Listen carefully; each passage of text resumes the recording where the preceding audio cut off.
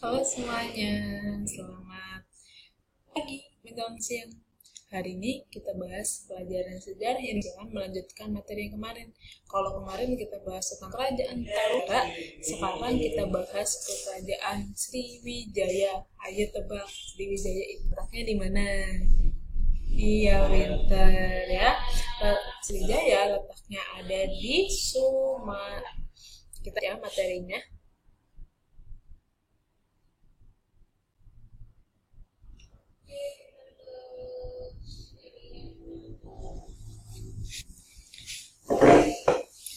Kerajaan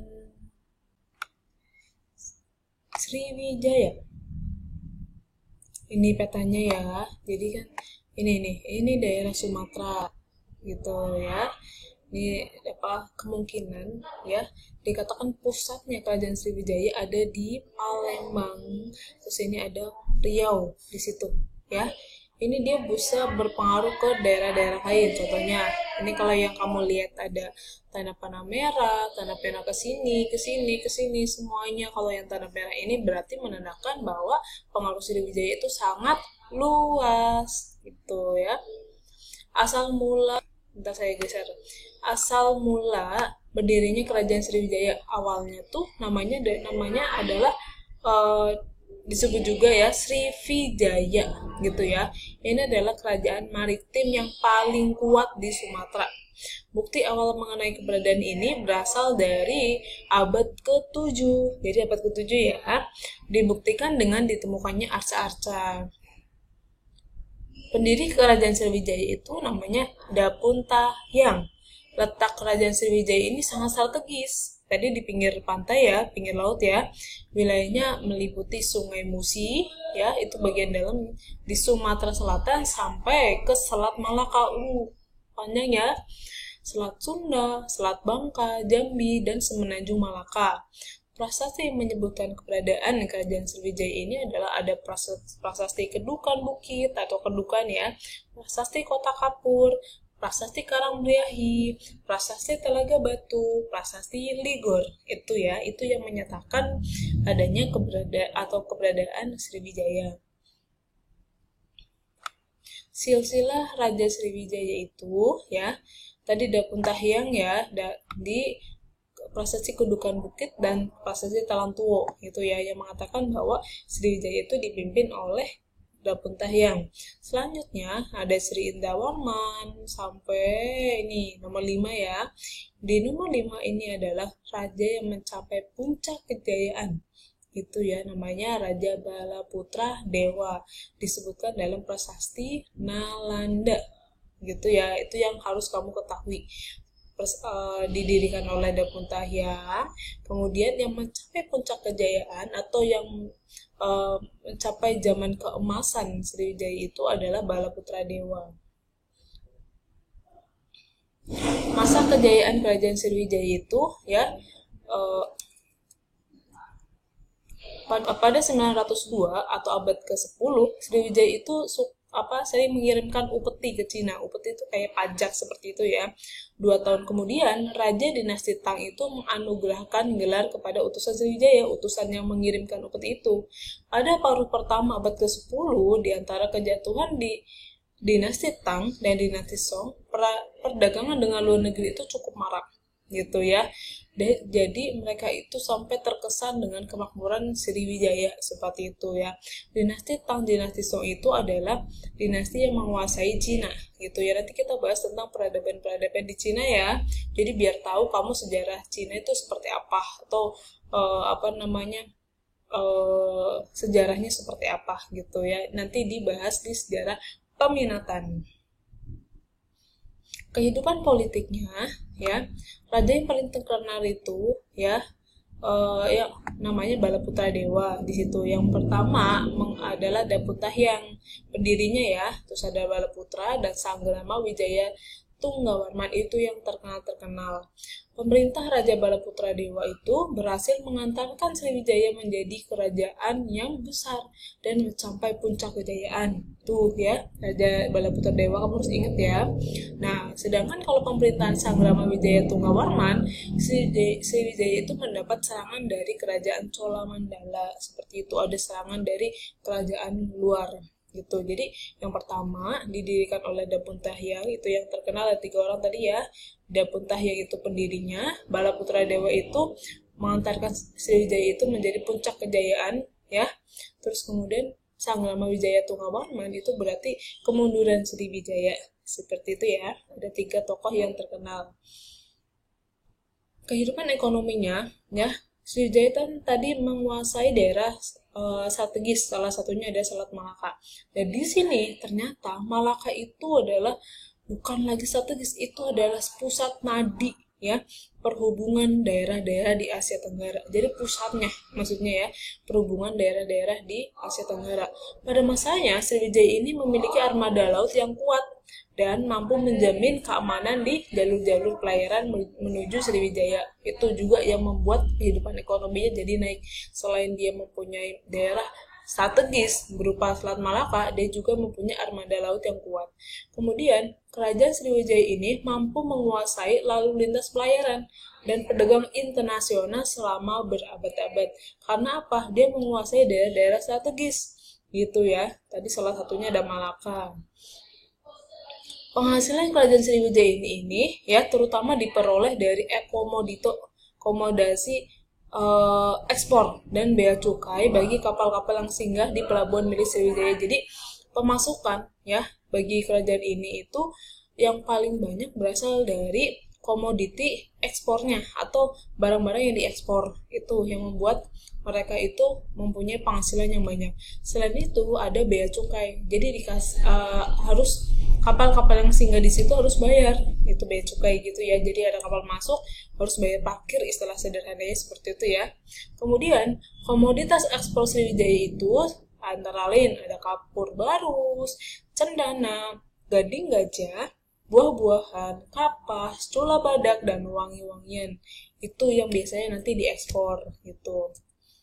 Di kehidupan sosial, masyarakat Sriwijaya itu meningkat sangat pesat terutama di bidang pendidikan gitu ya.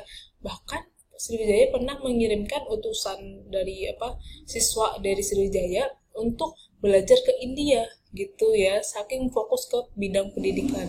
Masyarakat lebih terbuka dan menerima berbagai pengaruh asing karena memang pada dasarnya Sriwijaya kan letak dengan pelabuhan ya. Kalau daerah letak dengan dekat dengan pelabuhan, biasanya adalah masyarakatnya itu lebih terbuka, pikirannya lebih terbuka, pandangannya lebih terbuka seperti itu. Masyarakat Sriwijaya juga telah berkomunikasi dalam dunia perdagangan gitu. Dan juga mengenal stratifikasi sosial dalam masyarakat. Stratifikasi itu adalah lapisan. Kemunduran Sriwijaya ya sejak abad ke-10 Masehi ya disebabkan oleh faktor-faktor seperti yang pertama, perubahan keadaan alam di sekitar Palembang gitu ya. Letak Palembang yang makin jauh dari laut menyebabkan daerah itu kurang strategis. Jadi perubahan alamnya itu jadi daerah Palembang itu jadi jauh dari laut seperti itu ya. Dalam bidang politik, Sriwijaya hanya memiliki angkatan laut yang diandalkan gitu ya. Jadi dia fokus mempunyai armada laut yang kuat, tapi dalam hal pemerintahan tuh politiknya tuh hanya itu yang diandalkan gitu ya. Adanya serangan militer atas Sriwijaya tadi dari kerajaan apa yang tadi di depan? Ayo, Chola Mandala. Kemunduran Sriwijaya di bidang perdagangan dan politik dipercepat oleh usaha-usaha kerajaan Singosari untuk memperkecil kekuasaan Sriwijaya dengan mengadakan ekspedisi pemalu. Jadi selain diserang oleh Chola Mandala, kerajaan Chola Mandala, Sriwijaya juga mendapat serangan dari daerah lain seperti Singosari. Singosari itu nanti kita belajar Singosari ya, kerajaan Singosari itu dia mempunyai kebijakan ya yang apa namanya yang dicetuskan oleh Raja Singosari namanya Kertanegara. Dia itu mempunyai kebijakan namanya ekspedisi Pemalayu gitu yang menyatukan negara-negara Melayu atau kerajaan-kerajaan Melayu di bawah naungan Singosari. Untuk apa tujuannya? Menghalau serangan Mongol. Nanti kita belajar tentang itu di kerajaan Singosari gitu ya. Nah di sini kerajaan Singosari itu mengadakan ekspedisi Pemalayu membuat Sriwijaya itu sedikit apa? Goyah gitu ya, jadi sedikit lemah gitu. Selanjutnya ini peninggalannya ya. Ini ada mata uangnya di sini, jadi di yang bolong-bolong ini dibuatin tali ya, jadi untuk menyimpan uangnya itu ditaliin seperti itu gitu ya. Terus ini ada peninggalan yang lain. Nah ini soalnya ya, tapi sebelum kamu mengerjakan 5 soal ini, saya akan bukakan video gitu. Oke, kamu nanti screenshot ya soalnya ini ada 5 soal, jawabannya ada di depan semuanya. Ini videonya, sebentar saya buka ya.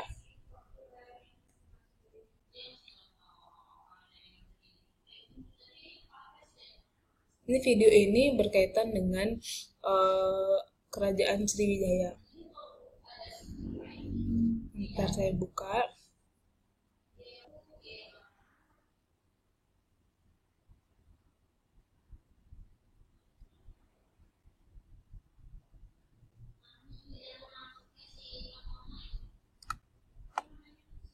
Kesini dia.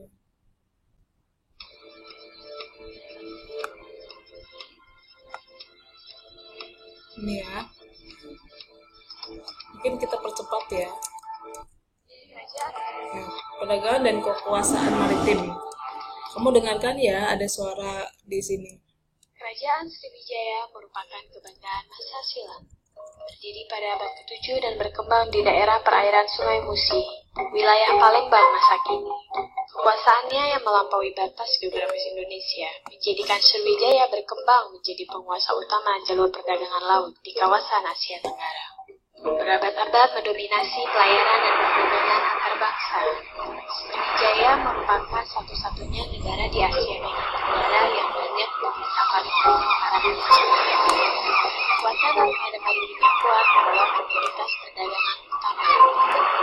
Kerajaan Sumatera ini merupakan pintu gerbang perdagangan di Nusantara. Sriwijaya juga dikenal sebagai pusat ilmu pengetahuan budaya yang termasyhur pada zamannya. Jadi pusat pengetahuan pendidikan budaya kalau di Indonesia. Sejak abad ke-7, Sriwijaya dikenal sebagai kerajaan maritim. Sriwijaya memiliki kekuatan armada laut serta ilmu pengetahuan pelayaran yang hebat. Tentang layar terkembang batang suhu, kapal-kapal besar menghantarkan pelaut-pelaut handal Sriwijaya mengarungi Samudra Hindia. Dari Maluku hingga ke Accra di bagian barat Afrika, dari Selat Malaka menjangkau semenanjung Arabia. Laut-laut perkasa Sriwijaya membawa kayu manis dan rempah-rempah yang merupakan komoditas utama selain garus dan damar. Sementara pada situasi itu, di Eropa, manusia belum menguasai misteri alam semesta. Kepala mereka masih dikuasai mitos bumi datar dan lautan yang berujung jurang. Laut adalah ruang luas. Namun tidak demikian dari para pelaut Sriwijaya. Mereka telah menghadapi ombak badai dan cuaca mengarungi samudra luas jauh sebelum Vasco da Gama mengendangan layar menyusuri pantai. Madagaskar terletak di bagian timur Afrika. Wilayah ini merupakan tempat persinggahan kapal-kapal Sriwijaya. Hingga hari ini masih dapat dijumpai perkampungan Nusantara yang didiami keturunan pelaut Sriwijaya. Dari bahasa dan arsitektur rumah mereka, kita dapat merasakan pertalian budaya yang erat di masa lalu. Madagaskar tercatat sebagai salah satu penghasil rempah kayu manis terbesar di dunia. Komoditas ini merupakan jejak sejarah para pelaut Sriwijaya yang berlayar dari Nusantara 1400 tahun yang lalu.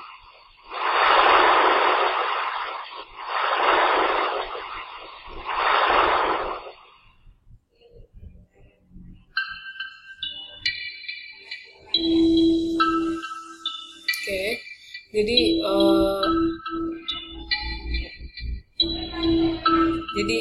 itu tadi videonya ya, untuk menambah pengetahuan kalian atau agar dapat memahami lebih yang kuat. Terima kasih.